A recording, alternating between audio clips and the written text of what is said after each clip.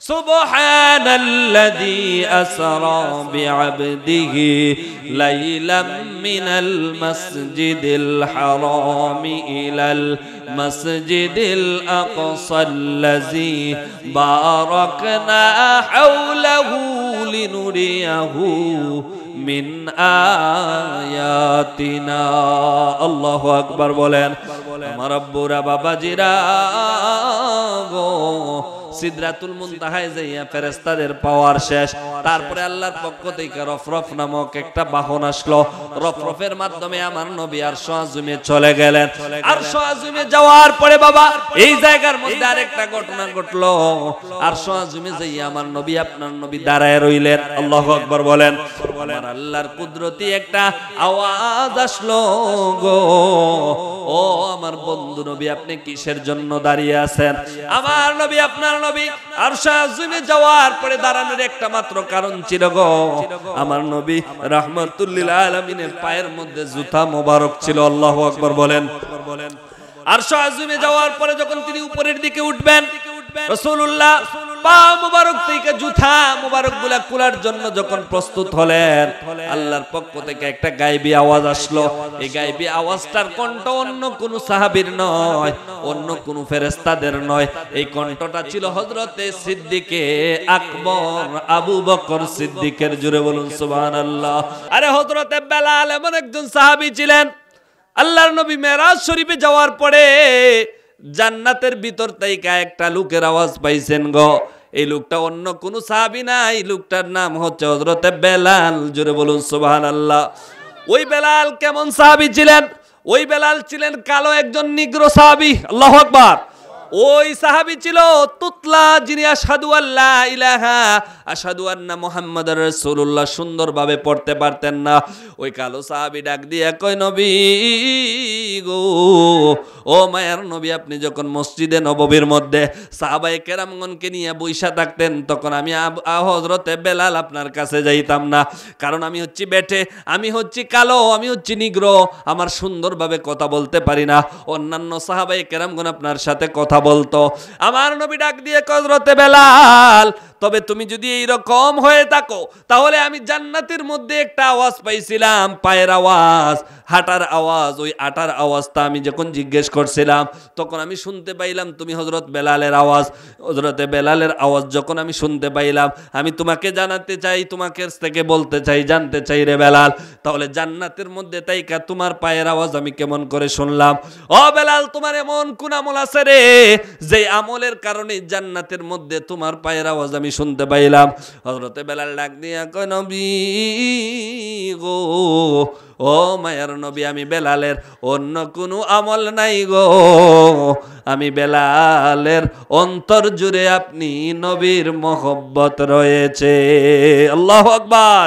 কালো হাবেশি বেলাল ভালোবাসলো ওই পাগলে, ও কালো হাবেশি বেলাল ভালোবাসলো ওই পাগলে, ও ইসলামের প্রথম মুয়াজ্জিন, ইসলামের প্রথম মুয়াজ্জিন বালাইলেন রাব্বানা মদিনা, মদিনা আশিক মুমিনের ঠিকানা।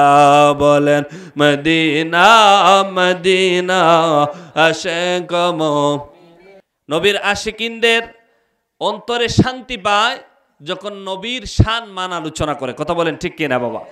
বিশেষ করে আমরা আহলে সুন্নাত ওয়াল জামাতের আকীদা যারা, তারা নবীর আশিকিন, যারা নবীকে আশিক দাবি করে, তারা রাসূলুল্লাহর শান মান না গাওয়ার আগ পর্যন্ত তাদের অন্তর শান্তি হয় না। কথা বলেন ঠিক কিনা?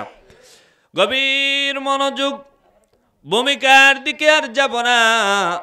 বিশেষ করে এই রজব চাঁদ আসার পরে বাবা সবাই মেরাজুন নবীর আলোচনা করে, কারণ এই মাসে যদি নবীজির মেরাজুন নবীর আলোচনা না করে গো, তাহলে এই রজব চাঁদের যে একটা হক, দয়াল নবী মায়ার নবীর আল্লাহর দিদার হয়েছিল এই মাসে, এই হকটা আদায় হয় না যদি মেরাজুন নবীর আলোচনা না করা হয়। আমার যুবক বন্ধুরা, মুরব্বী আব্বুজিরাই আমার, এ রজব চাঁদ ঢুকার পরে আমার নবী, আপনার নবী একটি দোয়া আপনাকে আমাকে শিক্ষা দিয়েছিলেন। আল্লাহুম্মা বারিক লানা ফি রাজাব ওয়া শাবান ওয়া বাল্লিগনা রমাদান। জোরে বলুন আল্লাহু আকবার। এ রজব চাঁদ আসার পরে আমার নবী আপনার নবী দোয়ার মাধ্যমে শিক্ষা দিলেন যে রজব চাঁদ আসার পরেই দোয়া করবে যারা, তারা রজব এবং শাবান মাসের বরকত চাইবে গো, এবং রমজান মাসে পর্যন্ত তাদের হায়াত যেন আল্লাহ পাক বৃদ্ধি করে দেয়। এই দোয়ার মাধ্যমে আমার নবী আপনার নবী আপনাকে আমাকে শিক্ষা দিয়েছেন। জোরে বলুন সুবহানাল্লাহ। তারপরে রজব মাস আসার পরে আল্লাহর নবী আপনার নবী রাহমাতুল লিল আলামিন উম্মতদেরকে ডাক দিয়া কয়, উম্মতের দলেরা রে, আল্লাহ পাক রব্বুল আলামিন 12টা মাস আপনাকে আমাকে দিয়েছেন। এই 12টা মাসের মধ্য তাইকা আমার নবী আপনার নবী ডাক দিয়া কয়, রজব শাহরুল্লাহ ও শাবান শাহরি ও শাবান শাহরি রমদান উম্মতি। জোরে বলুন সুবহানাল্লাহ। রজব চাঁদ আসার পরে আমার নবী বলতেছেন 12টা মাসের মধ্য তাইকা রজব মাসটা হচ্ছে আল্লাহর মাস। জোরে বলুন রজব মাস কার? একটু মহব্বতে বলতে হবে, রজব মাস কার? আল্লাহর। বলবেন হুজুর তাহলে এই 12টা মাসের মধ্যে রজব মাস আল্লাহর কেমন করে হয়, বাকি 11 মাস কার? না বাবা, এই 12 মাসের মধ্য থেকে আল্লাহ রব্বুল আলামিন স্পেশাল ভাবে এই রজব মাসটাকে চুজ করেছেন, পছন্দ করেছেন। এর মধ্যে একটা কারণ আছে। তারপরে বলছেন ওয়া শাবান শাহরি, আমার নবী আপনার নবী ডাক দিয়া কয়, রজব মাসকে আমার আল্লাহ পছন্দ করছে গো, আর শাবান মাসটাকে আমি রাসূল পছন্দ করেছি। জোরে বলুন সুবহানাল্লাহ। রমাদান শাহরি উম্মতি, আমার নবী আপনার নবী ডাক দিয়া কয়, আর রজব শাবান মাস আল্লাহ এবং রাসূল নিয়ে গেলেন, আর রমজান মাসটাকে আমার নবী আপনার নবী ডাক দিয়া কয়, এই রমজান মাসটাকে আমার গুনাহগার উম্মতের জন্য নির্ধারণ কইরা দিলাম। জোরে বলুন সুবহানাল্লাহ। তাহলে আল্লাহ পাক কেন রজব মাসকে চয়েস করে নিলেন? আল্লাহ রব্বুল আলামিন একটা মাত্র কারণে চয়েস করছেন গো বাবা। ও আমার গুলাশার এলাকার নবীর আশিকিনরা, আমার যুবক বন্ধুরা রে, সংক্ষেপ করে বলে দিয়ে যাই বাজান, এ রজব মাস আল্লাহ রব্বুল আলামিন চয়েস করার একটা মাত্র কারণ, এ রজব চাঁদের 26 তারিখ দিবা গত রাত্রে আমার নবী আপনার নবী আল্লাহর দিদার গিয়েছিলেন। জোরে বলুন সুবহানাল্লাহ। কার সাথে দিদার করেছিলেন আমার রাসূল? জোরে বলুন, কার সাথে দিদার হয়েছিল? এতে কোনো সন্দেহ আছে? সন্দেহে থাকলে ঈমান থাকবে। রাসূলুল্লাহর মেরাজ শরীফ কি ঘুমন্ত অবস্থায় ছিল, স্বপ্ন যুগে ছিল নাকি সশরীরে ছিল? জোরে বলতে হবে, সশরীরে ছিল নাকি স্বপ্ন যুগে ছিল? সশরীরে ছিল। এজন্য আল্লাহ পাক রব্বুল আলামিন এই রজব মাসটাকে চয়েস করে নিছে। জোরে বলুন সুবহানাল্লাহ। কতটুকু মহব্বত করেন আমার নবী আপনার নবী।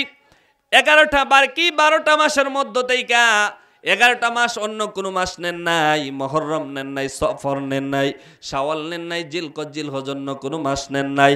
আমার নবী আপনার নবী রাহমাতুল লিল আলামিন যেই মাসে আল্লাহর দিদার হয়েছিল, ওই কারণে আল্লাহ রব্বুল আলামিন রজব চাঁদটাকে নিয়ে গেছেন।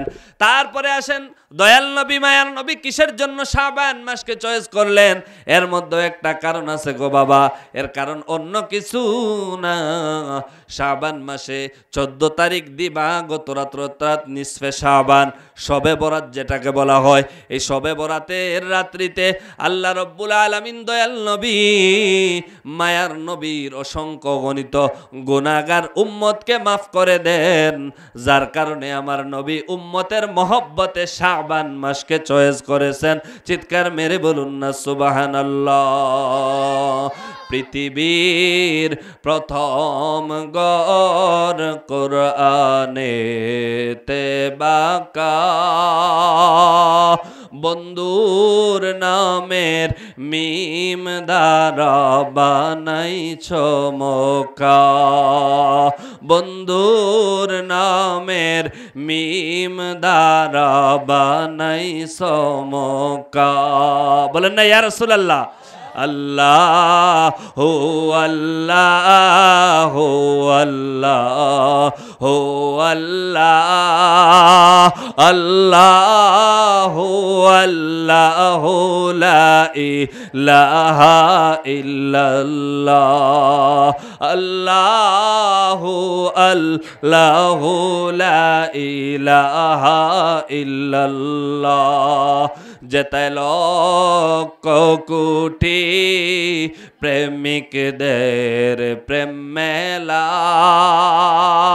লব্বাইক লব্বাইক বলে লা শারিকা লা লব্বাইক লব্বাইক বলে লা শারিকা লা আল্লাহু আল্লাহু আল্লাহু আল্লাহ আল্লাহু আল্লাহু লা ইলাহা ইল্লাল্লাহ ঈদে মিলাদুন নবীর কালে হাবিবকে পাঠাইলা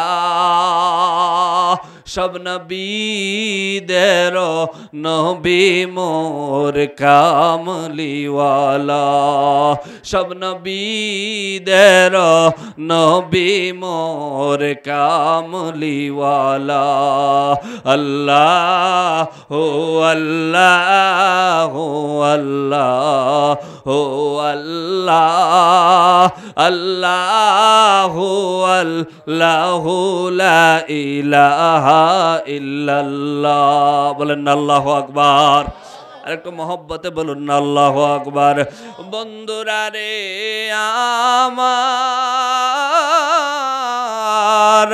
ও আমার যুবক বন্ধুরা তারপরে আসেন রমজান মাস কেন উম্মতের জন্য বাছাই করলেন আমার নবী আপনার নবী ডাক দিয়া কয় রমজান মাস পাওয়ার পরে আমার যেই উম্মতগুলা গো 30টা রমজান হোক অথবা 29টা রমজান হোক রমজান মাসের প্রত্যেকটা রোজাগুলা আমার যেই উম্মতগুলা পালন করবে গো রাত্রিবেলা ওইটা সেহরি যারা খাবে দিনের বেলা সারাদিন রোজাতেই যারা ইফতার করবে আমার প্রত্যেকটা উম্মতগুলা সারাদিন রোজাতেই রাত্রিবেলা যখন তারাবির নামাজ আদায় করবে গো তারাবির নামাজ 2 রাকাত 4 রাকাত নয় গো বাবা 20 রাকাত নামাজ যারা কষ্ট করে আদায় করবে গো ঠিক তেমনি ভাবে প্রথম রোজাতেই শেষ রোজা পর্যন্ত আমার যে উম্মতগুলা রোজা পালন করবে গো এই 30টা রোজা রাখার কারণে আমার আল্লাহ রব্বুল আলামিন আমার বান্দার জীবনের গুনাহ মাফ করবেন তো ভালো কথা আমার আল্লাহ বলছেন এই রোজার প্রতিদান আমার আল্লাহ নিজ হাতে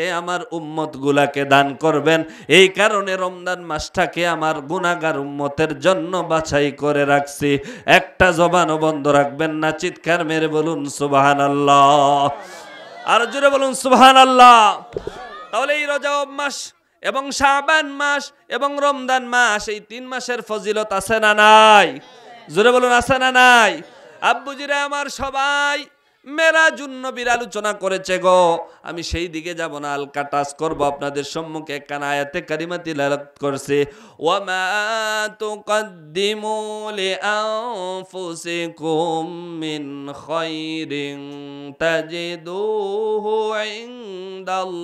ইনদাল্লাহ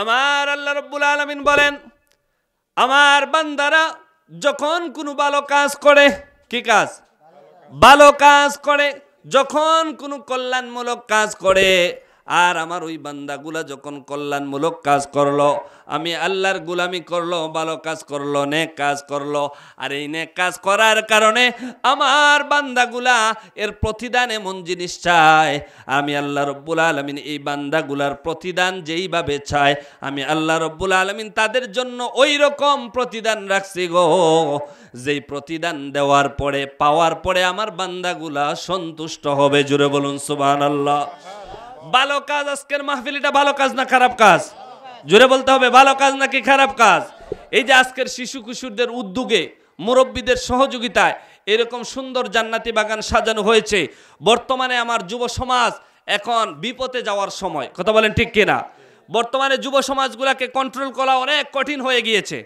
ঠিক না বেঠিক যুবক সমাজ এখন ধ্বংসের পথে বাবা এই ধ্বংসের পথের প্রথম মূল কারণ হচ্ছে মোবাইল কি আপনাদের মতের সাথে মিল নাই মনে আমার যুবকগুলা ধ্বংস হওয়ার প্রথম কারণ কি মোবাইল এই মোবাইলের মধ্যে বেশিরভাগ জিনিস ভালো আছে, আবার অনেক জিনিস। এই মোবাইল কিভাবে ধ্বংস করে, যেহেতু শিশু কিশোরদের উদ্যোগে আয়োজনটা, তাদেরকে কিছু কথা বলতে হয় বাবা। এই যুবকগুলাকে ধ্বংসের পথে নেওয়ার একমাত্র কারণ হচ্ছে মোবাইল। বলবেন হুজুর কেমন করে? আমরা দেখি এই মোবাইল যুবকরা সারা দিন রাত টিপতে টিপতে টিপতে টিপতে এমন অবস্থা হয়, এই মোবাইল টিপে একটা কারণে, শুধু ফ্রি ফায়ার আর পাবজি গেম। ঠিক না বেঠিক? এমনভাবে খেলে, রাতের বেলা ঘুমের মধ্যেও খেলে, আছে না নাই? ছেলেরা এমনভাবে খেলে, কিছুদিন আগে, বছর খানেক আগে শুনছি যে ফ্রি ফায়ার খেলতে খেলতে ছেলেরা এক সময় সুইসাইডও করে। নাউজুবিল্লাহ কোন? আরো জোরে বলুন নাউজুবিল্লাহ। তাহলে এমন একটা সময়, যেই সময় যুবকগুলা ধ্বংসের পথে, এই সময়ে আমার এই গুলাশার মধ্যপাড়ার শিশু কিশোররা জান্নাতি বাগান সাজাইছে, আলহামদুলিল্লাহ বলেন। তাহলে তাদের সম্পর্কে কিছু বলতে হয়। ধ্বংসের পথে মোবাইলের মাধ্যমে ছেলেগুলা, এমনকি এই মোবাইলে দেখা গেছে অনেক সময় সন্তানেরা যখন ঘরের পরিবারের মা বাবারা এমবি কেনার জন্য টাকা পয়সা দেয় না, বিভিন্ন বায়না ধরে, আছে না নাই? এই সন্তানগুলা মোবাইলের মাধ্যমে নষ্টের দিকে চলে যাচ্ছে। এই ছেলেগুলাকে সহজ পথে আনার জন্য, ভালো পথে আনার জন্য যখন আমার যুবকগুলা, আমার কিশোরগুলাকে স্কুলে ভর্তি করা হয়, এখন দেখা যায় স্কুলের মধ্যে পড়াশোনা নিয়েও বেজাল আছে না নাই? পড়াশোনার কারিকুলামের মধ্যে বেজাল রয়েছে। আমি দেখতাম, আমার হৃদয়ে রক্তকরণ হলো, মাদ্রাসা শিক্ষার মধ্যে দেখা গেছে যে ডুল তবলা এগুলার ছবি। নাউজুবিল্লাহ কোন?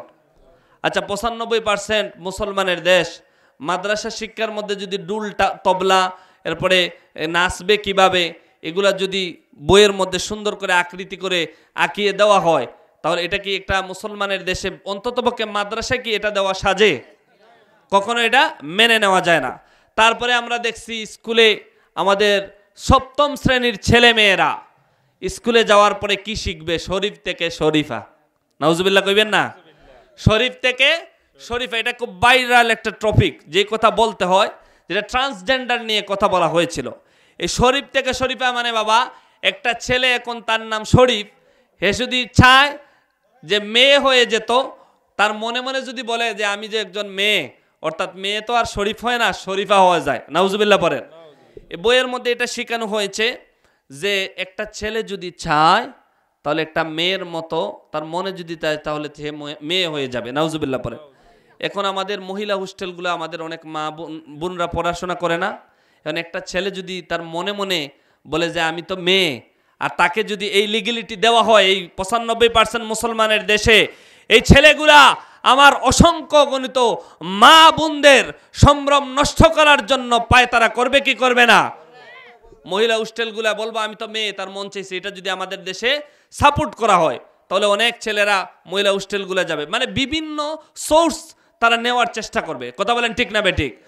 এই দেখবেন একটা ঘটনা, এই ট্রান্সজেন্ডার নিয়ে আমি বিস্তারিত বললাম না, অনেকেই জানেন, কারণ শিক্ষিত সমাজ। তারপরে দেখেন এই শরীফ শরীফা নিয়ে কয়দিন চলছে আমাদের মাদ্রাসা বোর্ডের মধ্যে, মাদ্রাসা বইয়ের মধ্যে বিভিন্ন ঢোল তবলা এগুলো নিয়ে চলছে। তারপরে আমরা দেখছি আমাদের ক্লাসগুলোতে ওই যে বিভিন্ন ধরনের শিক্ষা, এখন কারিকুলাম পরিবর্তন হয়েছে।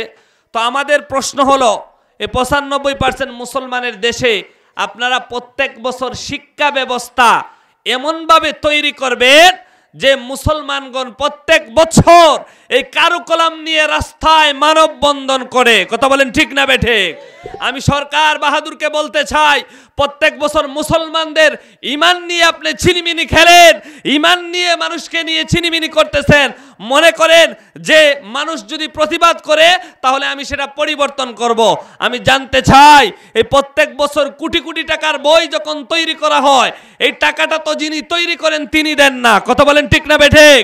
এই টাকাটা তো সরকার বাহাদুর দেয় না, এই টাকাটা তো 18 কোটি মুসলমান, 18 কোটি এই বাংলাদেশের মানুষ দেয়। কথা বলেন ঠিক না বেঠিক? এজন্য আমি সরকার বাহাদুরের কাছে আকুল আবেদন করব যে প্রত্যেক বছর এইরকম নাটক যিনি করে, যে ভুল হয়েছে, তারপরে যখন মানববন্ধন হয়, প্রতিবাদ হয়, তারপরে সংশোধন করেন। আমি জানতে চাই, প্রত্যেক বছর এই বই খাতে ভর্তুকি দেওয়া হয়, এই টাকাটা তো যিনি তৈরি করেন তার বাবার দেওয়া টাকা না। কথা বলেন ঠিক না বেঠিক? এই টাকাটা 18 কোটি মানুষের টাকা। আমি বলতে চাই, যারা এই এই কারুকলাম নিয়ে পায়তারা করে মুসলমানের হৃদয়ে তখন রক্তকরণ। এইরকম প্রত্যেক বছর চিনিমিনি না খেলে যারা এইরকম কাজ করে তাদেরকে শাস্তির আওতায় আনা হোক। কথা বলেন ঠিক না বেঠিক? কারা কারা চাই যারা এই মুসলমানের দেশে এই কারুকলাম নিয়ে পায়তারা করে, ইসলাম ধ্বংস করার জন্য পায়তারা করে, তাদের শাস্তি আমরা কারা কারা চাই? দুই হাত তুলে একটু দেখান তো। আল্লাহু আকবার। ইয়া গাউসুল আজম জিন্দাবাদ, জিন্দাবাদ। তাহলে দেখেন বাবা, আমার যুব সমাজ একদিকে মোবাইল, অন্যদিকে পড়াশোনা করার সময় স্কুলে গেলে এই অবস্থা। এখন বেশিরভাগ ছেলেরা স্কুলে যাইতে চায় না, ঠিক না বেঠিক বলেন বাবা? তারপরে স্কুলে গেল, শিক্ষকদেরকে পড়া আমরা আগে শিখছি, স্যাররা যে পড়া দিচ্ছেন, আমার পাশে একজন আমার গুণীজন স্যার আছেন, আমার অত্যন্ত শ্রদ্ধাভাজন আসগর স্যার, ওনারা পড়া দিয়েছেন, বাড়িতে পড়ছে, পইরা গেছি। এখন আমি দেখছি, আমি যেহেতু মাদ্রাসা লাইনে বাবা কামিল করছি, আমি সেই রকম জানি না, শুধু দেখি একটু, এসব নিয়ে তো কিছু কথাবার্তা বলতে হয় যেহেতু বিভিন্ন জায়গায় যাই, নাহলে তো আমার যুবকগুলা পথভ্রষ্ট হয়ে যাবে। কথা বলেন ঠিক না বেঠিক বাবা? আমরা যদি কিছু না বলি তাহলে তো ওরা পথভ্রষ্ট হয়ে যাবে।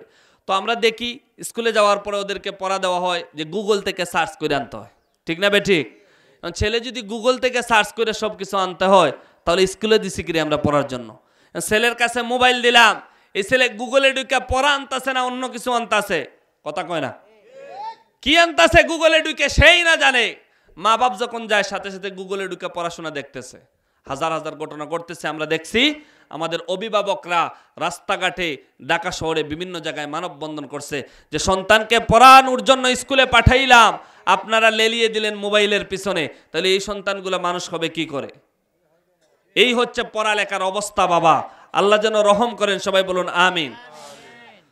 আমার আব্বুজিরা, বাবারা, যেহেতু যুব সমাজ আজকের আয়োজন করছে বাবা, আল্লাহ রাব্বুল আলামিন বললেন যে যারা ভালো কাজ করে, কল্যাণমূলক কাজ করে গো, এই কল্যাণমূলক কাজ করার জন্য যেই রকম প্রতিদান আমি আল্লাহর কাছে চাই, ও বন্ধুরা রে আমার আল্লাহ রাব্বুল আলামিন ডাক দিয়ে কই ওই বান্দাদের জন্য লিআনফুসিকুম মিন খাইরিন তাজিদুহু ইল্লাল্লাহ, আমি আল্লাহ রাব্বুল আলামিন বান্দার জন্য এইরকম প্রতিদান রাখছি গো, যেই প্রতিদান দেখে আমার বান্দাগুলা সন্তুষ্ট হয়ে যাবে। জোরে বলুন সুবহানাল্লাহ।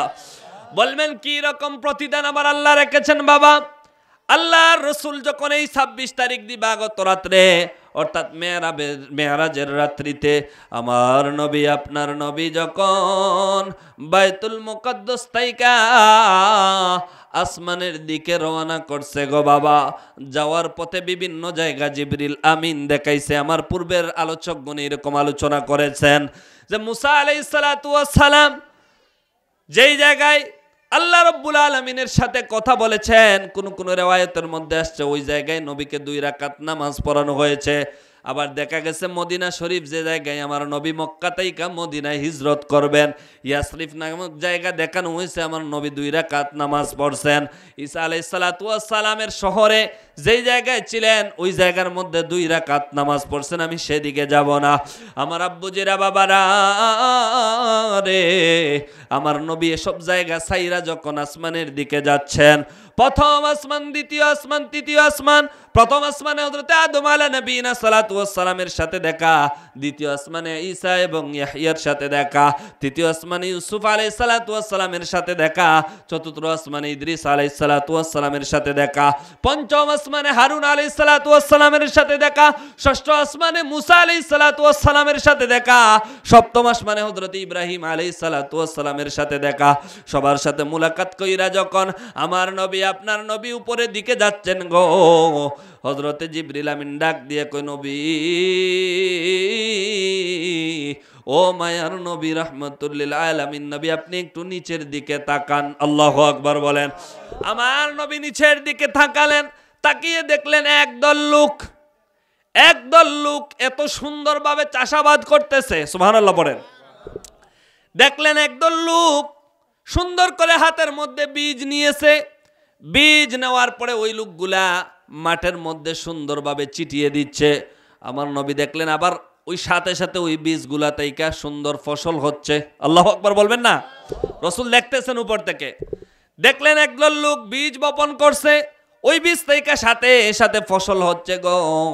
তারপরে দেখা গেল ওই ফসলগুলো অটোমেটিকলি কেটে পড়তেছে। আল্লাহু আকবার বলেন। তারপরে দেখা যায় ওই ফসলগুলা সুন্দরভাবে এক জায়গার মধ্যে একত্রিত হইয়া সুন্দর একটা স্তূপ হইয়া গেছে গো আব্বুজিরা আমার। আমার নবী আপনার নবী জিবরাইলকে ডাক দিয়া কয়, জিবরাইল,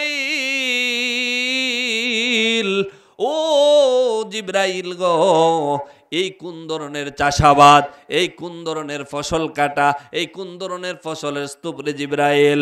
আমি তো বুঝতে পারলাম না রে জিবরাইল, এটা কোন ধরনের ফসল আবাদ করা হচ্ছে। আমার নবীর আপনার নবীর কথা শুনে না জিবরাইল ডাক দিয়া কয়, নবী গো, এই চাষাবাদটা হচ্ছে ওই রকম চাষাবাদ, ওই রকম উম্মতের জন্য চাষাবাদ। আপনার যেই উম্মতগুলা ওমা তুকাদ্দিমু লিআনফুসিকুম মিন খাইরিন তাজিদুহু ইনদাল্লাহ, যেই উম্মতগুলা আখিরাতের ফসলের জন্য, আখিরাতের পুঁজির জন্য দুনিয়ার জমিনে ভালো ভালো কাজগুলা করবে, ওই সমস্ত উম্মতের জন্য আল্লাহ রাব্বুল আলামিন ওই সমস্ত ফসল স্তূপ করে রাখছেন। জুড়ে বলুন সুবহানাল্লাহ। তাহলে ভালো কাজ করলে আল্লাহর দরবারে কি পাবো আমরা? আল্লাহর পক্ষ থেকে আপনার আমার জন্য অসংখ্য গণিত অল্প টাকা দান করার কারণে, অল্প টাকা আল্লাহর রাস্তায় খরচ করার কারণে আপনার আমার জন্য অসংখ্য অগণিত রহমত, বরকত, নেক আমল আল্লাহ পাক আপনার আমার জন্য রেখে দিয়েছেন। জোরে বলুন সুবহানাল্লাহ। আল্লাহর নবী উপরের দিকে যাচ্ছেন, যাইতে যাইতে বিভিন্ন জায়গা, যাইতে যাইতে অনেক দূরে চলে গেলেন। বাবা আমি সংক্ষেপ করে বলে দিয়ে যাচ্ছি কিছু আমলের কথা। আমল করার দরকার আছে না নাই? শুধু শুনলাম এদিক দিয়ে ছইলা গেল ওদিক দিয়া। তাহলে এই যে একটা ছোট্ট একটা ঘটনা বললাম, এই ঘটনা থেকে বুঝতে পারলাম যে ভালো কাজ করলে প্রতিদান আল্লাহ পাক আখিরাতে আপনার আমার জন্য রাখছে। কি রকম রাখছে?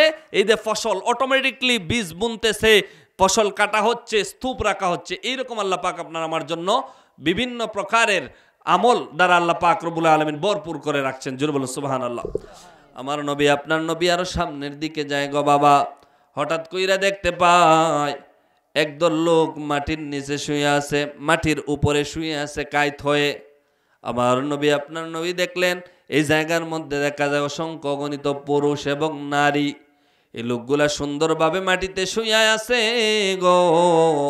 কিন্তু দেখা যায় রে আব্বু জিরাই আমার, ওই লোকগুলার উপর দিয়া কিছু লোক এত বড় বড় পাথর মারতেছে গো আব্বু জিরাই আমার। এত বড় বড় পাথর ওই লোকগুলার মধ্যে উপরের মধ্যে মারতেছে, যে পাথরগুলা মারার সাথে সাথে ওই লোকগুলার বডিগুলা চূর্ণ বিচূর্ণ হয়ে যাচ্ছে, মগজগুলা বাইর হয়ে যাচ্ছে।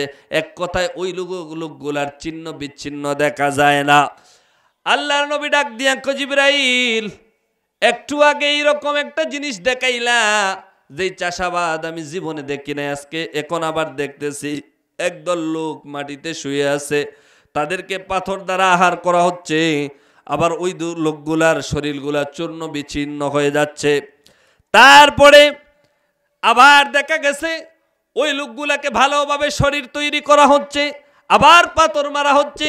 এমনিভাবে ওই লোকগুলাকে যখন পাথর মারা হয়, পাথর মারা হয়, পাথর মারা হয়, একবার ওদের শরীরগুলাকে চূর্ণ বিচ্ছিন্ন করা হয়, আবার ওই লোকগুলাকে ভালো করা হয়। এই কথা দিকে, এই অবস্থা দিকে নবী ডাক দিয়ে কয়, জিবরাইল, ও জিবরাইল গো, এই লোকগুলার এই অবস্থা হওয়ার কারণ কি?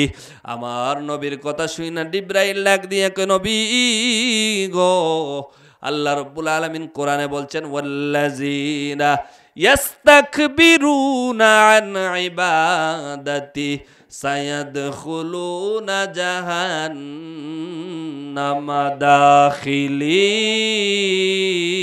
দাখিলিন।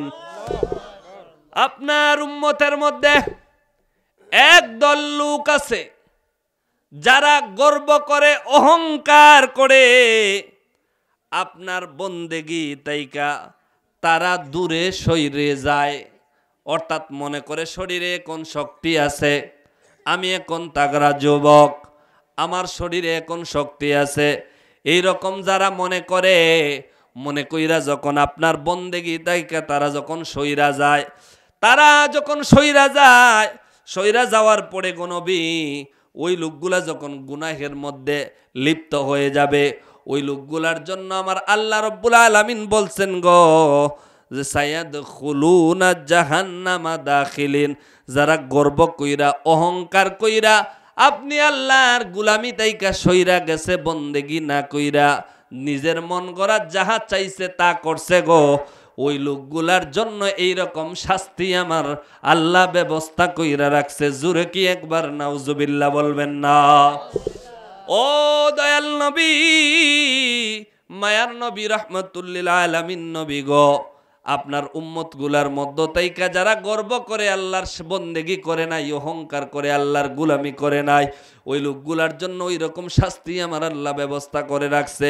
কিতাব প্রমাণ করে গো, ওই লোকগুলা অন্য কোনো লোক নয়, ওই লোকগুলা ছিল দুনিয়ায় থাকা অবস্থায় বেনামাজি।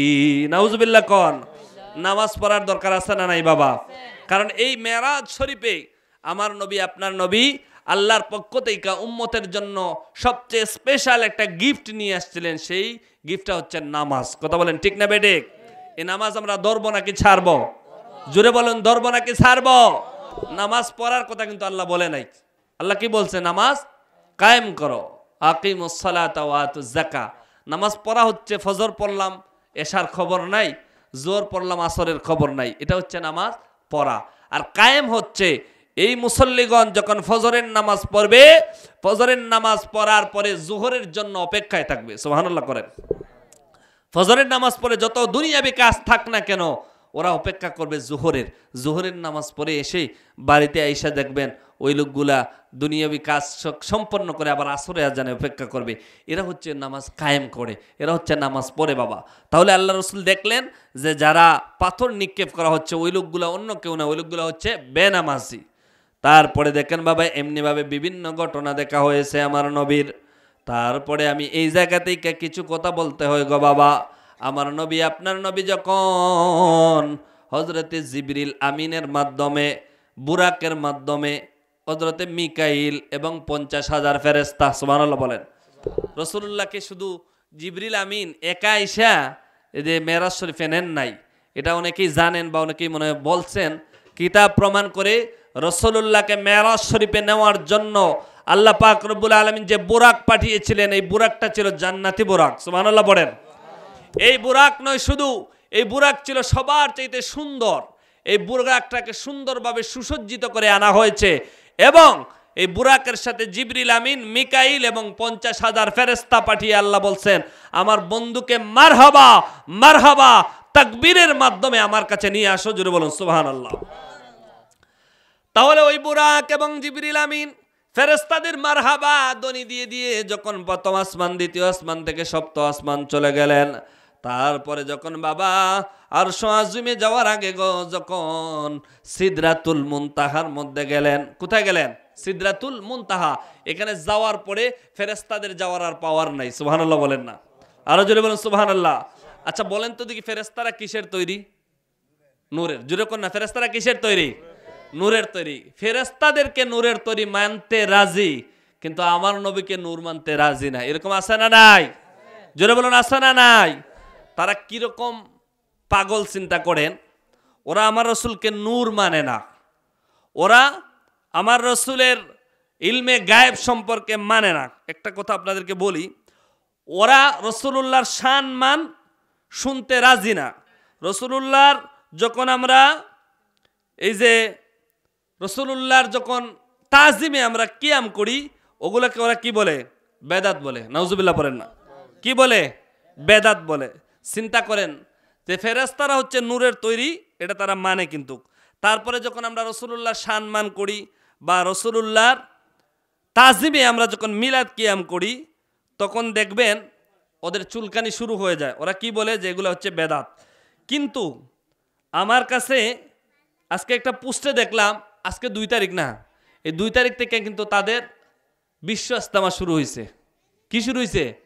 বিশ্ব ইজতেমা। এখানে তাদের দাওয়াতের তাবলিগি একটা কিতাব আছে, এই কিতাবের মধ্যে ওরা লেখছে যে যদি কেউ বাইতুল্লাহ শরীফে 2 রাকাত নামাজ পড়ে, তাহলে কয় রাকাতের সওয়াব হয়? 1 লক্ষ রাকাতের। কয় রাকাতের? 1 লক্ষ রাকাতের সওয়াব হয়। আবার দেখা গেছে কেউ যদি মসজিদের নববীতে নামাজ পড়ে তাহলে 50,000 রাকাতের সওয়াব হয়। কিন্তু আবার দেখা গেছে বাইতুল মুকাদ্দাসে যদি কেউ পড়ে তাহলে 25,000 রাকাতের সওয়াব হয়। আর ওরা ওদের কিতাবের মধ্যে লেখছে যে কেউ যদি বিশ্ব ইজতেমায় যাইয়া 2 রাকাত নামাজ পড়ে 1,49,000 রাকাতের সওয়াব হয়। জোরে কোন না নাউজুবিল্লাহ। দেখছেন, আমরা যদি নবীর শান কই, নবীর তাজিম করি, নবীর সম্মান নিয়ে আলোচনা করি, তাদের চুলকানি শুরু হয়ে যায়। আর বিশ্ব ইজতেমা এক পাশে টয়লেট আর এক পাশে তাদের থাকার জায়গা, ঠিক না বেঠিক? একদিকে তারা গ্রান পাইতেছে, অন্যদিকে খাবার খাইতেছে। আরে বিশ্ব ইজতেমা কিভাবে হইল? বিশ্ব তো হচ্ছে একটা জগৎ। বর্তমানে সারা বিশ্বের কান্ট্রি হচ্ছে 200। কতটা? 200টা কান্ট্রি থেকে কি লোকেই ঢাকা শহরে আসে? আর 200 কান্ট্রি থেকে যদি প্রত্যেক রাষ্ট্র থেকে একজন না আসে তাহলে এটা বিশ্ব হবে না। কারণ বিশ্বটা হচ্ছে সব কান্ট্রিগুলোকে নিয়ে, কথা কন না, ঠিক না বেঠিক? তাহলে এটা বিশ্ব ইজতেমা হয় কিভাবে? তো বিশ্ব ইজতেমাতে গিয়া নাকি 1,49,000 রাকাতের সওয়াব হয়ে যায়। নাউজুবিল্লাহ পড়েন না। তাহলে চিন্তা করেন, ফেরেশতারা হচ্ছে নূরের তৈরি। এই সিদরাতুল মুনতাহাতে যাওয়ার পরে জিবরিল আমিন ডাক দিয়া কয়, নবী গো, সামনের দিকে যাইতে পারবো না। সুবহানাল্লাহ পড়েন না। সিদরাতুল মুনতাহায় যায়া জিবরাইল তাকেন দাঁড়াইয়া, সিদরাতুল মুনতাহায় যায়া জিবরাইল তাকেন দাঁড়াইয়া, সামনে যেতে পারবো না আর ওগো নূর আল্লাহ, সামনে যেতে পারবো না আর ওগো নূর আল্লাহ।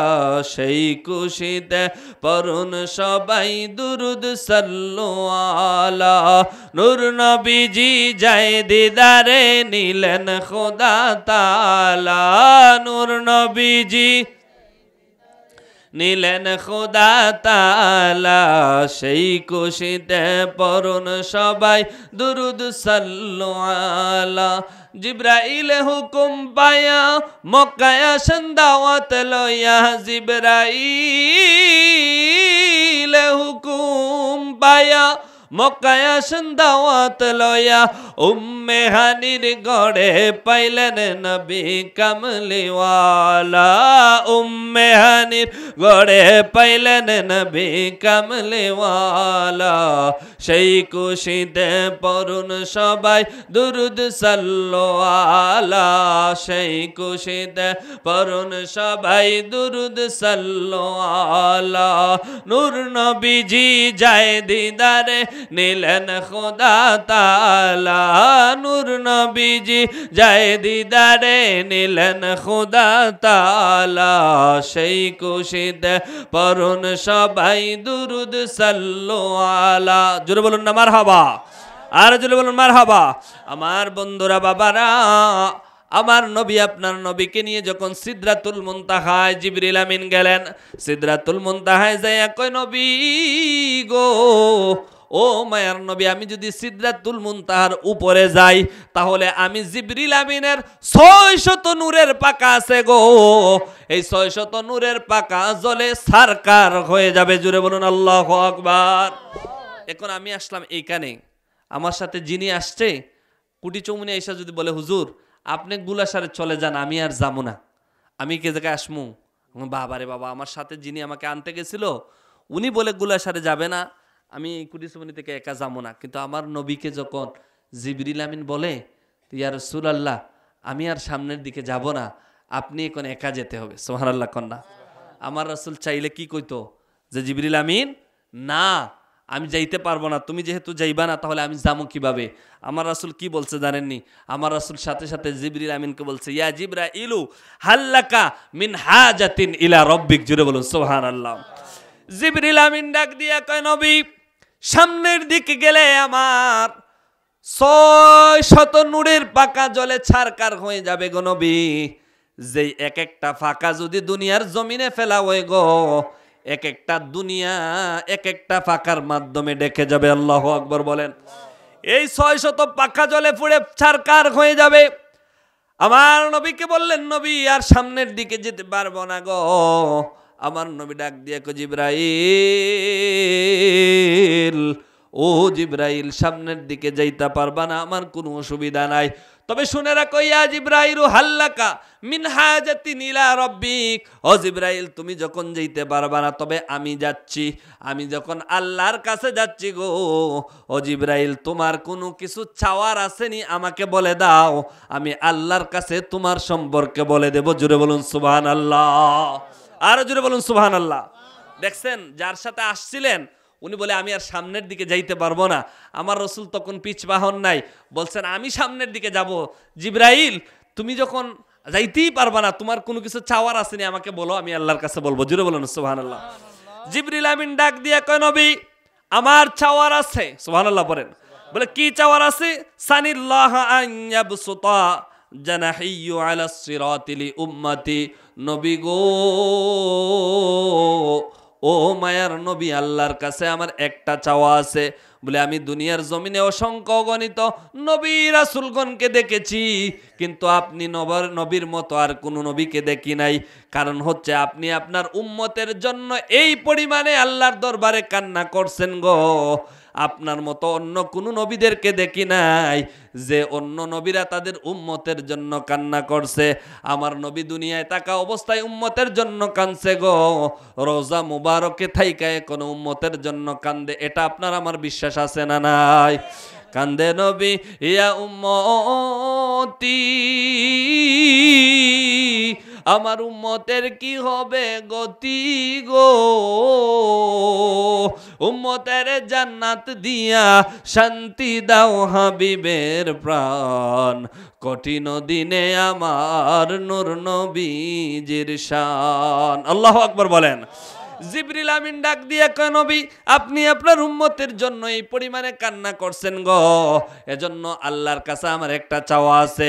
আমি জিবরিল আমিন চাই গো, আমাকে যে নূরের পাখা আমার আল্লাহ রাব্বুল আলামিন দান করে দিয়েছেন, এই নূরের পাখাগুলা কাল কিয়ামতের ময়দানে আপনার উম্মতগুলা যখন পুলসিরাতের পারের মধ্যে দাঁড়িয়ে থাকবে গো নবী, আপনার উম্মতগুলা যেন আমি জিবরিল আমিনের নূরের পাখার উপর দিয়ে পুলসিরাতের পুলটা যেন পার হতে পারে, এই আবদারটাই আমার আল্লাহর কাছে রেখে দিবেন। জুড়ে বলুন সুবহানাল্লাহ, আরো জুড়ে বলুন সুবহানাল্লাহ। দেখছেন জিবরিল আমিন যেখানে শেষ, আমার নবী সেখান থেকে শুরু। জুড়ে বলুন সুবহানাল্লাহ। এখন জিবরিল আমিনের নূরের পাখা জ্বলে পুড়ে সারকার হয়ে যাবে, তাহলে আমার নবী আপনার নবীকে মাটির নবী? জুড়ে বলুন না নাউজুবিল্লাহ। তাহলে যারা বলে আমার নবী মাটির, তাদেরকে কি বলতে হয়? আর যারা মেরাজ শরীফকে যারা অস্বীকার করবে, সিদরাতুল মুনতাহায় যাইয়া যখন জিবরিল আমিন আর যাইতে পারে না, মেরাজ শরীফকে যারা বিশ্বাস করে, যারা কোরআন হাদিস দ্বারা প্রমাণ মনে করে যে মেরাজ শরীফের আছে, তারা মনে করবে, তারা জানবে কোরআন হাদিস থেকে যে সিদরাতুল মুনতাহার পরে আর জিবরিল আমিন যান নাই। তা আমার কথা হচ্ছে যারা আমার নবীকে মাটি মানে, যারা আমার নবীকে মাটি মনে করে, তারা অবশ্যই মেরাজ শরীফকে অস্বীকার করে। ঠিক কিনা বেঠিক? কারণ মেরাজ শরীফ যদি স্বীকৃতি করতে হয় তাহলে সিদরাতুল মুনতাহায় গিয়ে জিবরিল আমিনের শেষ পাওয়ার, এটা যদি বিশ্বাস করে তাহলে মেরাজ শরীফকে বিশ্বাস করছে আর আমার নবীকে নূর মানছে। আর যারা নবীকে মাটি মনে করে তারা মেরাজ শরীফ অস্বীকার করে না, আর মেরাজ শরীফকে যারা অস্বীকার করে তাদের ঈমান থাকতে পারে না, তারা হচ্ছে কাফের। কথা বলেন ঠিক না বেঠিক?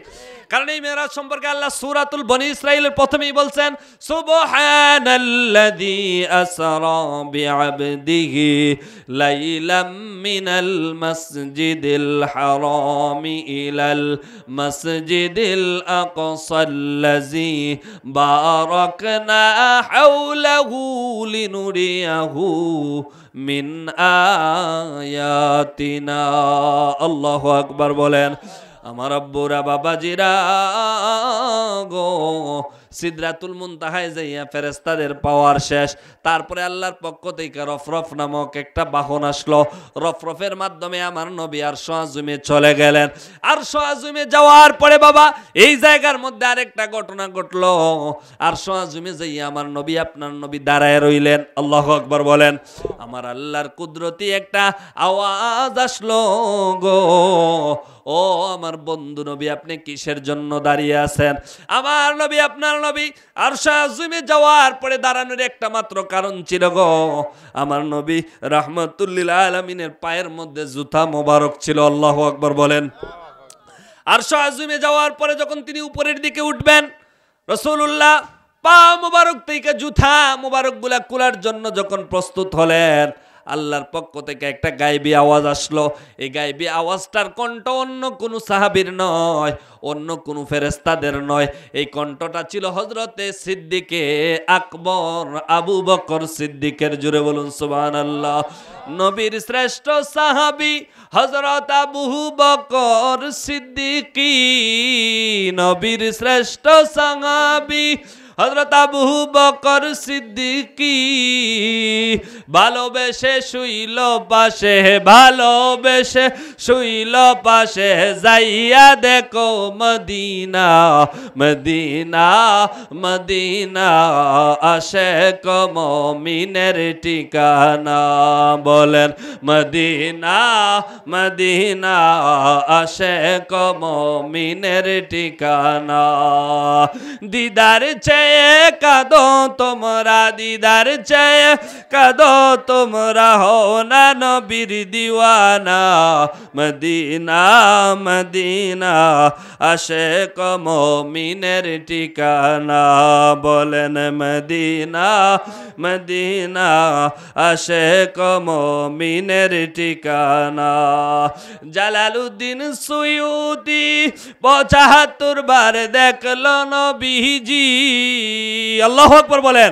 জালালউদ্দিন সুয়ুতি ৭৫ বার দেখলো নবীজি। এতবার দেখিবার পরেও, এতবার দেখিবার পরেও তৃপ্তি তাহার হলো না। মদিনা মদিনা, আশিক মুমিনের ঠিকানা।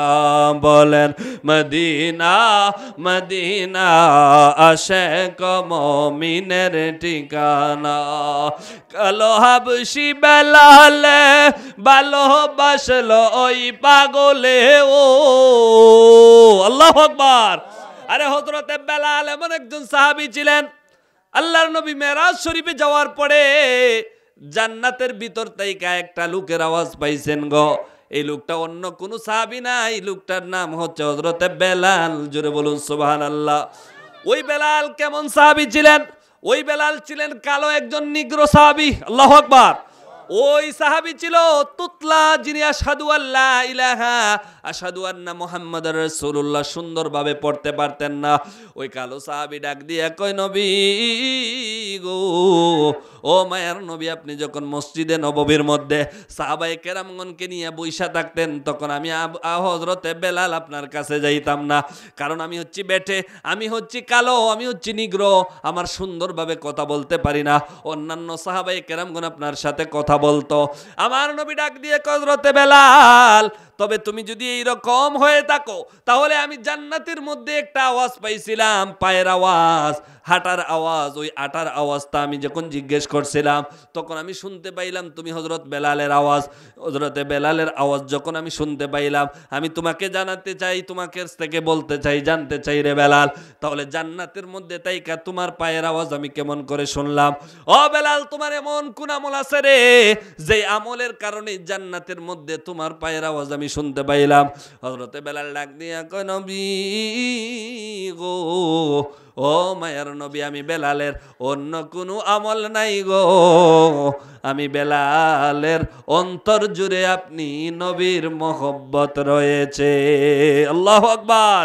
কালো হাবশি বেলালে ভালোবাসলো ওই পাগলে। ও কালো হাবশি বেলালে ভালোবাসলো ওই পাগলে।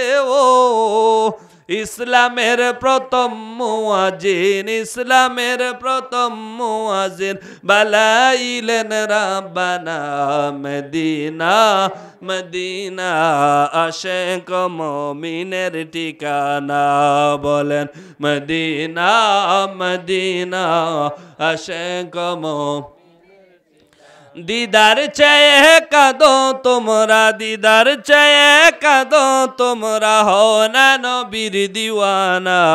মদিনা মদিনা, আশিক মুমিনের ঠিকানা। কন্যা আল্লাহু আকবার। আমরা সেই নবীর দিদার চাই কি চাই না বাবা? জোরে বলুন, চাই কি চাই না? আমার নবীকে যারা দেখবে তাদের জন্য জাহান্নামের আগুন হারাম হয়ে যায়। জোরে বলুন সুবহানাল্লাহ। সেই রাসূলুল্লাহকে দেখার দরকার আছে না নাই? সেই রাসূলুল্লাহকে দেখতে হলে রাসূলুল্লাহর মহব্বতের দরকার। কথা বলেন ঠিক না বেঠিক? যেমন মহব্বত করেছিল হযরত বেলাল, উমাইয়ার কত অত্যাচার, গরম উত্তপ্ত বালির উপরে হযরত বেলালকে রাখা হয়েছে, বেলাল তুই কলমা ছাড়, নবীর মহব্বত ছাড়, তাহলে তোকে আমরা ছেড়ে দিব। হযরতে বেলাল ডাক দিয়া কয় উমাইয়াকে যে আমি বেলালের দেহের মধ্যে যতটুকু প্রাণ আছে, যত সময় প্রাণ রয়েছে, আমি বেলাল কলমা ছাড়তে পারবো না, ঈমান ছাড়তে পারবো না, রাসূলুল্লাহকে ছাড়তে পারবো না, বরঞ্চ আমি আমার জান কুরবান করতে পারবো রাসূলের জন্য। জোরে বলুন সুবহানাল্লাহ। তাহলে সেই বেলালের মতো আমরা রাসূলুল্লাহকে ভালোবাসতে হবে। কথা বলেন ঠিক না বেঠিক? এই যুবক শুনে রাখো, সময় কিন্তু বেশি নাই। আজকে তোমরা যদি যুবক, আমি যুবক, কিন্তু এক সময় এখানে মুরব্বী বা যারা বাবারা আছে সবাই কিন্তু এক সময় আমরার মতো যুবক ছিল। কথা বলেন ঠিক না বেঠিক? আজকে ওনারা বয়স হয়ে গেছে, যার কারণে ওনারা বৃদ্ধ। এজন্য আজকের মাহফিলটা সাজিয়েছে শিশু কিশোর, ওরা একদিন যুবক হবে, যুবকের পরে একদিন বৃদ্ধের কাতারে যাবে। এজন্য আজকে যারা যুবক আছো বাবা, আমার বন্ধুরা, কলিজার টুকরা ভাইয়েরা, তোমরা অহংকার করবা না, সদা সর্বদা মা বাবার কথা শুনবা। রাজি আছি তো আমরা ইনশাআল্লাহ? মা বাবার কথা শুনবা, উস্তাদজির কথা শুনবা, সমাজের মুরব্বী যারা আছে তাদের কথা শুনবা, কারণ আমরা জানি আদবে আউলিয়া বেআদবে শয়তান। কথা বলেন ঠিক না বেঠিক? তাহলে আদব যদি না থাকে তাহলে কখনো আল্লাহর ওলি হওয়া সম্ভব না, কখনো আল্লাহর রহমত পাওয়া সম্ভব না। এজন্য যুবক যারা আছো সব সময় খেয়াল রাখতে হবে আমার আদব, মুরব্বী বাবাদেরকে সম্মান করতে হবে, কারণ মুরব্বীরা হচ্ছে এলাকার রহমত। সুবহানাল্লাহ পড়েন। কারণ মুরব্বীরা যারা, তারা যখন সাদা দাড়িওয়ালা অবস্থায় আল্লাহর কাছে দুই হাত তুলে, আল্লাহ রাব্বুল আলামিন বলেন আমার এই সাদা দাড়িওয়ালা লোকটার কথা আমি আল্লাহ ফেরত দিতে আমার লজ্জা লাগে। সুবহানাল্লাহ পড়েন। এজন্য যুবক যারা আছেন তারা মুরব্বীদের কথা মানতে হবে। আমি শেষ কথা বলে দিয়ে যে বাবা, সিদরাতুল মুনতাহায় যাইয়া রাসূলুল্লাহ যখন তারপরে আরশ আযমে গেলেন, আরশ আযমে যাওয়ার পরে রাসূলুল্লাহ জুতা মোবারক খুলবেন, এই সময় দেখা যায় আল্লাহ পাক রব্বুল আলামিনের পক্ষ থেকে একটা কণ্ঠে আওয়াজ আসছে, রাসূল আপনি আপনার পায়ের জুতা মোবারক খুলবেন না। রাসূলুল্লাহ বললেন কারণ কি? আমি তো ভয় পেয়ে গেলাম, কে এমনভাবে কথা বলল? রাসূলুল্লাহকে বলা হলো আপনার প্রিয় সাহাবী হযরতে আবু বকরের কণ্ঠে আপনাকে শোনানো হয়েছে। সুবহানাল্লাহ পড়েন। তারপরে রাসূলুল্লাহ বললেন কেন আমি জুতা খুলব না? আল্লাহ রাসূলের কথার জবাবে আরশ আযম থেকে আওয়াজ আসে যে হে রাসূল, আপনি যদি আজকে জুতা খুলেন, আপনার এই জুতা মোবারকের দুলির জন্য আমার আরশ আযম বেকরার হয়ে আছে। আরো জোরে বলতে হবে সুবহানাল্লাহ। যে আরশ আযম বেকরার হয়ে আছে আপনার পায়ের জুতা মোবারকের দুলির জন্য। আর আজকে যদি আপনি জুতা খুলে ফেলেন তাহলে আমার আরশ আযমগুলা তারা তো রাগ করবে, তারা তো যে আশায় বসে আসছিল এই আশা আর তাদের পূরণ হলো না। এজন্য আপনি আজকে আরশ আযমে উঠার সময় জুতা মোবারক নিয়ে উঠুন। জোরে বলুন সুবহানাল্লাহ। তারপরে আরশ আযমে উঠলেন, আল্লাহ পাক রব্বুল আলামিনের দিদার হলো। এইরকম দিদার হলো কিতাব প্রমাণ করে রাসূলুল্লাহ এবং আল্লাহর মধ্যে তীর এবং ধনুকের একটা পার্থক্য ছিল। সুবহানাল্লাহ বলেন। যতটুকু ফাঁকা থাকে ধনুক, ততটুকু পরিমাণ আল্লাহ এবং রাসূলের মধ্যে পার্থক্য ছিল। সুবহানাল্লাহ পড়েন। তারপরে রাসূলুল্লাহকে আল্লাহ রাব্বুল আলামিন জিজ্ঞেস করলেন ইয়া রাসূলুল্লাহ, ওগো ইয়া হাবিবাল্লাহ, আসার পথে অসংখ্য গণিত ফেরেশতারা ছিল, এই ফেরেশতাগুলা কি কথা বলছিল? রাসূলুল্লাহ বললেন আমি তো জানি নাই কি ওরা বলছিল। আল্লাহ পাক রব্বুল আলামিন সাথে সাথে রাসূলুল্লাহর কাদের সামনের দিকে দুই কুদরতি হাত, আল্লাহর দুইটি কুদরতি হাত রাসূলুল্লাহর এই কাদের সামনের দিকে এইভাবে লাগালেন। সাথে সাথে আমার রাসূলকে আমার আল্লাহ পাক রব্বুল আলামিন এই কুল জাহানের যাহা কিছু আছে সব কিছু আমার আল্লাহ শিক্ষা দিয়ে দিলেন। জোরে বলুন সুবহানাল্লাহ। আমার আল্লাহর সাথে রাসূলুল্লাহর দিদার হয়েছিল, কথা হয়েছিল, জান্নাত দেখানো হয়েছিল, জাহান্নাম দেখানো হয়েছিল। বাবা, এই দিদার ছিল আমার রাসূলুল্লাহর সবচেয়ে মুআজিজার মধ্যে সর্বশ্রেষ্ঠ মুআজিজা হচ্ছে মেরাজ। জোরে বলুন সুবহানাল্লাহ। এজন্য মেরাজুন নবীর সামনে বৃহস্পতিবার এটাকে লক্ষ্য করে আমরা রাসূলুল্লাহর মহব্বত, প্রেম, ভালোবাসা চাই কি চাই না? আসুন সেই রাসূলের মহব্বতে একটু জিকির করে আল্লাহ আল্লাহ আল্লাহ আল্লাহ। জবানটা খুলেন তো, একটু সময় জিকির করি আল্লাহ আল্লাহ আল্লাহ আল্লাহ আল্লাহ আল্লাহ আল্লাহ আল্লাহ আল্লাহ। মদিনার গোলামি আমায় দেয় মুর্শিদ মোরে, মদিনার গোলামি আমায় দেয় মাশাআল্লাহ। আল্লাহ, যুবকরা জুড়ে জুড়ে আল্লাহ আল্লাহ আল্লাহ আল্লাহ মদিনার গোলামি আমায় দে মুর্শিদ মোরে মদিনার গোলামি আমায় দে মারহাবা আল্লাহ আল্লাহ আল্লাহ টাকা সাইনা পয়সা সাইনা হীরা মানিক মুক্তা চাইনা গো মাশাআল্লাহ আল্লাহ আল্লাহ আল্লাহ টাকা সাইনা পয়সা সাইনা হীরা মানিক মুক্তা চাইনা গো বঙ্গা কম্বল জোরা লাগাই দে মুর্শিদ মোরে মদিনার গোলামি আমায় দে মারহাবা আল্লাহ আল্লাহ আল্লাহ এই এলাকার যুবক যারা নবীর প্রেমের পাগল তারা গো মাশাআল্লাহ আল্লাহ আল্লাহ আল্লাহ এই এলাকার বৃদ্ধ যারা নবীর প্রেমের পাগল তারা গো মাশাআল্লাহ দয়া করে স্বপ্নে দিদার দে মুর্শিদ মোরে মদিনার গোলামি আমায় দে মাশাআল্লাহ আল্লাহ আল্লাহ আল্লাহ আল্লাহ আল্লাহ আল্লাহ আল্লাহ এই এলাকার মাহবুনেরা ফাতেমার প্রেমে পাগল তারা গো মাশাআল্লাহ আল্লাহ দয়া করে স্বপ্নে দিদার দে মুর্শিদ মোরে মদিনার গোলামি আমায় দে মাশাআল্লাহ আল্লাহ আল্লাহ আল্লাহ আল্লাহ আল্লাহ আল্লাহ শেষ বিদায়ের কালে গজাতে রে সাইর জনারে দেখিয়ে আদার গহরে আমায় রাইকা সবাই দিবে ফাঁকি মাশাআল্লাহ আল্লাহ আল্লাহ ওই কবরে নূরের নবী আইবো রে ওই কবরে নূরের নবী আইবো রে ও মুর্শিদ ধীরে ধীরে ফিরে ফিরে যাইও রে মারহাবা আল্লাহ আল্লাহ আল্লাহ আল্লাহ আল্লাহ আল্লাহ আল্লাহ আল্লাহ আল্লাহ লাল বলো নীল বলো কত রঙের শাড়ি একদিন তোমায় পরাই দিব সাদা মার্গিন শাড়ি মাশাআল্লাহ আল্লাহ আল্লাহ জবান খুলে আল্লাহ আল্লাহ আল্লাহ লাল বলো নীল বলো কত রঙের শাড়ি একদিন তোমায় পরাই দিব সাদা মার্গিন শাড়ি ওরে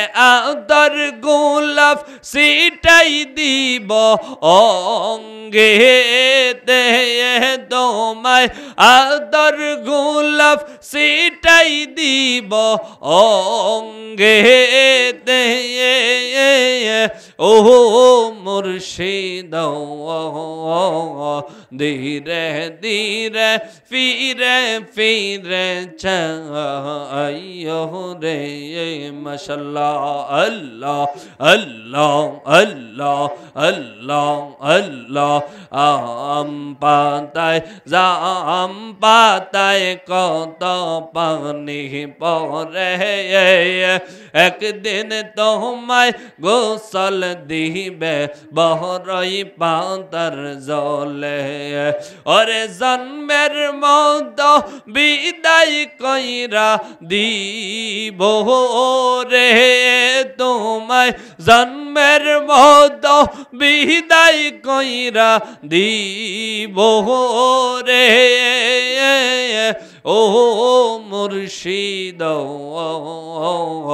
ধীরে ধীরে ফিরে ফিরে চাইও রে মাশাআল্লাহ আল্লাহ আল্লাহ আল্লাহ আল্লাহ আল্লাহ আল্লাহ আল্লাহ আল্লাহ আল্লাহ আল্লাহ আল্লাহ